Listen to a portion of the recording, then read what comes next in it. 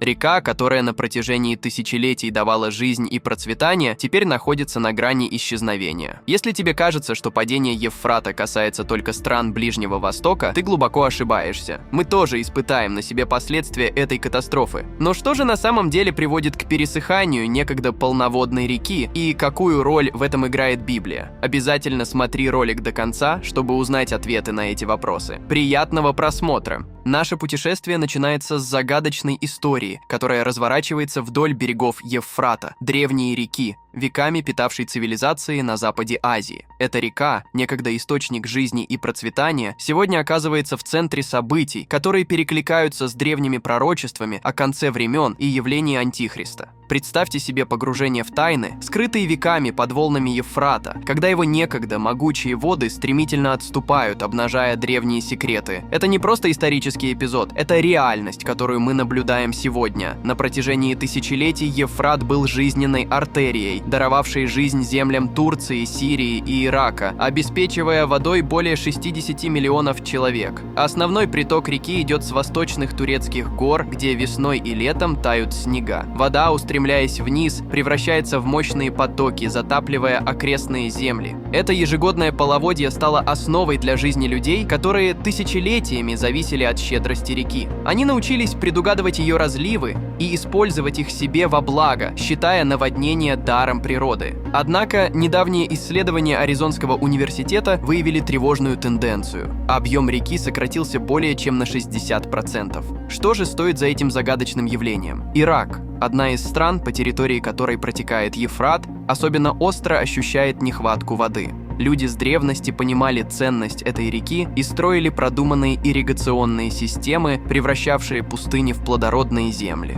Эти системы питали великие империи, которые исчезли, оставив после себя лишь величественные руины, все еще пленяющие наше воображение. Время идет, все изменяется, и отношения Ирака с Евфратом, как и с окружающим миром, продолжают трансформироваться. После Второй мировой войны проблема нехватки воды стала особенно острой. Быстро растущее население увеличивало спрос на воду, которая была нужна для питья, сельского хозяйства и промышленности. В 60-х годах прошлого столетия Ирак начал потреблять рекордные объемы воды – свыше 16 миллионов кубометров ежегодно. Это эквивалентно бассейну размером с футбольный стадион и глубиной 2 метра, который ежедневно опустошался. Таким образом, за год Ирак использовал почти половину воды Евфрата. Страна могла удовлетворить свои потребности только за счет реки, однако чрезмерное потребление не прошло бесследно. Естественное русло Евфрата истончалось, нарушая экосистему, и река потеряла способность поддерживать местную среду. В результате начала вымирать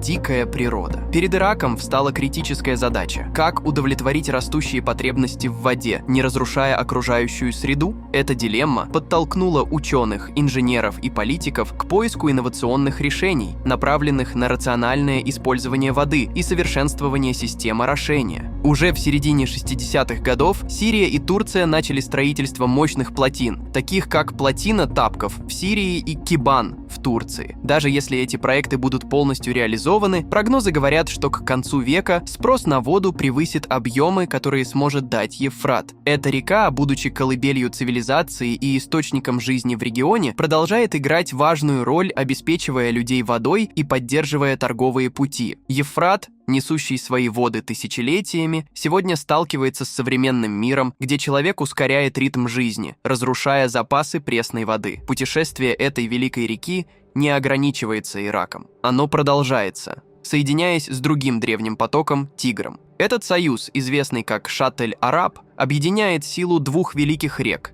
пока они не впадают в Персидский залив, завершая свой эпический путь. На протяжении веков воды этой реки преодолевали тысячи миль, огибая горы и создавая величественные пейзажи. Когда-то в районе Басры река разливалась по множеству рукавов, превращая местность в волшебное пространство, известное как болото. Это не были болота в привычном нам понимании, а настоящие оазисы, дарившие жизнь уникальному сообществу, известному как болотные арабы. Они жили в полной гармонии с окружающей природой, используя щедрость болот для своей повседневной жизни. Однако в 90-х годах все изменилось. Диктаторский режим Саддама Хусейна принял судьбоносное решение осушить болото, стремясь подавить восстание болотных арабов. Когда воды отступили, некогда плодородные земли превратились в выжженную пустыню, казалось, что это катастрофа, которую не исправить. Но с вторжением США в 2003 году началась новая эра. Новая администрация осознала важность болот не только как уникальной экосистемы,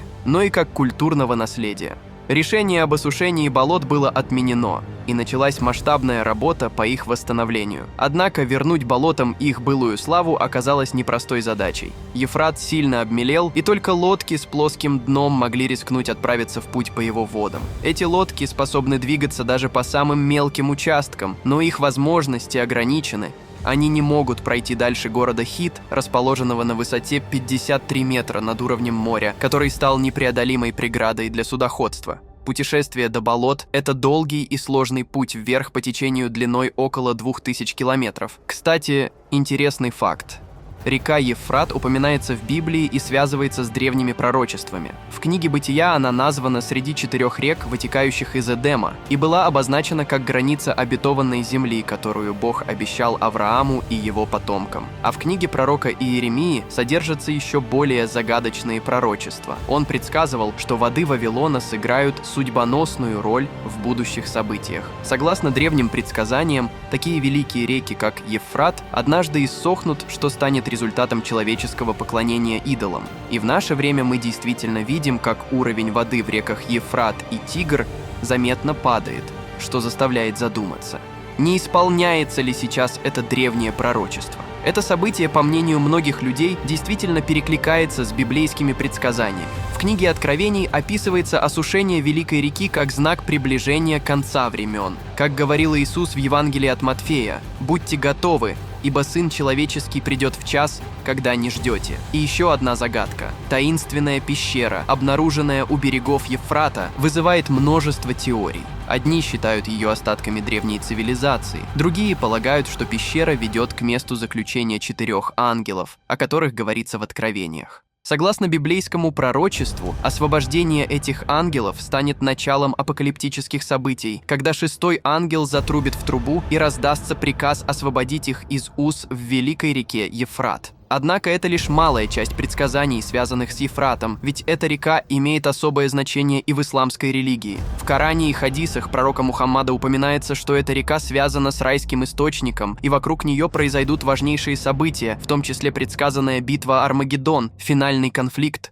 знаменующий конец времен. В одном из хадисов говорится о скрытой в глубине Ефрата горе чистого золота, которое, согласно пророчеству, однажды явится миру. Но пророк Мухаммад предупреждал, что ее появление приведет к проявлению человеческой жадности. Лишь один человек из 100 сможет устоять перед искушением обладать этим богатством. Данное предсказание считается достоверным, поскольку оно включено в сборник хадисов имама Муслима. Эти пророчества служат важным напоминанием о том, как важно сохранять духовные ценности и противостоять материальным соблазнам, особенно в моменты испытаний. Засуха, какой бы ужасной она ни была, иногда приносит и неожиданные открытия. Так, недавнее высыхание Ефрата открыло миру ранее неизвестные археологические находки. По словам директора департамента древностей провинции Анбар, были обнаружены древние памятники, которые до этого момента были скрыты под водой. Более 75 сооружений, как будто открывшихся из другого мира, превратили этот район Ирака в одну из самых значимых археологических зон региона.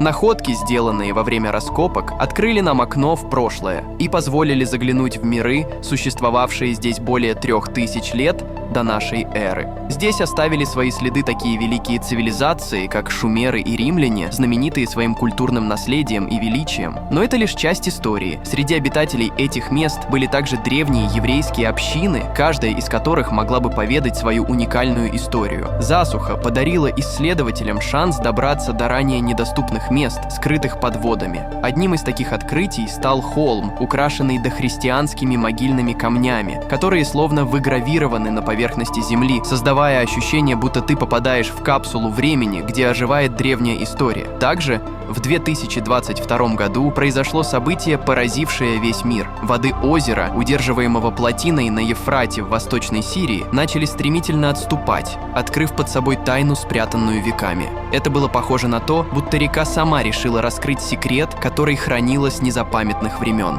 Местные жители были ошеломлены необычным зрелищем, и новость об этом событии быстро распространилась. Вскоре на место прибыли археологи, полные энтузиазма и готовые к потрясающим открытиям. С каждым слоем пыли и земли перед ними открывались древние артефакты и человеческие останки, которые рисовали живую картину давно забытой эпохи. Среди найденных объектов были погребения, имеющие огромное историческое значение. Археологи и историки словно услышали молчаливые рассказы о ритуалах и верованиях древности. Детальное исследование скелетов позволило ученым узнать о физическом состоянии, здоровье и даже пищевых предпочтениях этих людей, давая нам представление о том, как давно существует человечество и сколько воды утекло с тех пор. Одной из фигур, олицетворяющих величие древности, был легендарный шумерский царь Гильгамеш, оставшийся в истории как могущественный правитель, чьи деяния и подвиги были воспеты в мифах. Его имя до сих пор вызывает ассоциации с героизмом и приключениями, а рассказы о его эпических поисках преодолели барьеры времени. Гильгамеш олицетворял отвагу, готовность к опасным приключениям и жажду достижений, что делает его одной из самых значимых фигур в истории древнего мира. Поиск бессмертия и мудрости был основной целью Гильгамеша, который осмеливался бросать вызов самим богам. Его правление ознаменовало важный период в древней истории Месопотамии. Регион, где среди рек и плодородных равнин расцвела империя, ставшая колыбелью цивилизации. Шумерские достижения в письменной культуре, земледелии и управлении заложили основы для последующих обществ. Гильгамеш, правивший в этом ярком и бурлящем пейзаже, проявлял выдающиеся лидерские качества и мудрость, поддерживая единство шумерской цивилизации. Этот правитель олицетворял дух человеческого честолюбия и стремления к знаниям. Его подвиги сохранились в одних из самых древних произведений литературы, подтверждая, что такие героические эпопеи были частью культурного наследия. Однако недавнее событие на берегах реки Евфрат обнажило удивительный ландшафт. На дне реки появилась колоссальная скульптура с изображением головы, которая, словно вырываясь из прошлого, была украшена сложной резьбой. Люди были поражены величием этого зрелища. Лицо, запечатлевшееся на тысячелетия, казалось носить в себе древнюю мудрость, секреты или даже невероятные блага. Возможно, именно в этой каменной голове скрыт ключ к утраченным знаниям, что привлекло внимание ученых и археологов, стремящихся разгадать ее тайну. На берегах Тигра находится древний город Ниневия, когда-то могущественная столица Ассирийской империи. Представьте себе величественные дворцы, стремящиеся к небесам, храмы с башнями и террасами и обширные библиотеки, наполненные древними знаниями. Эти остатки давно ушедшей эпохи, когда правили великие правители и прекрасные королевы, где процветали уважаемые торговцы и талантливые ремесленники, раскрывают богатство древней истории. Спуститесь ниже по Тигру, и вы найдете Тель-Брак, некогда шумный мегаполис раннего династического периода Месопотамии. В его руинах похоронены забытые цивилизации, которые изобрели ранние формы письма, оставив сообщения, выгравированные на глиняных планшетах, первые технологии человеческого общения. Сложные сельскохозяйственные системы, созданные этими древними обществами, также открывают нам свои тайны. К убийству агента Камарены и любые связи с наркомафией в последние годы. Обнаруженные здесь артефакты раскрывают, как древние люди осваивали землю. Однако река Тигр хранит еще больше тайн.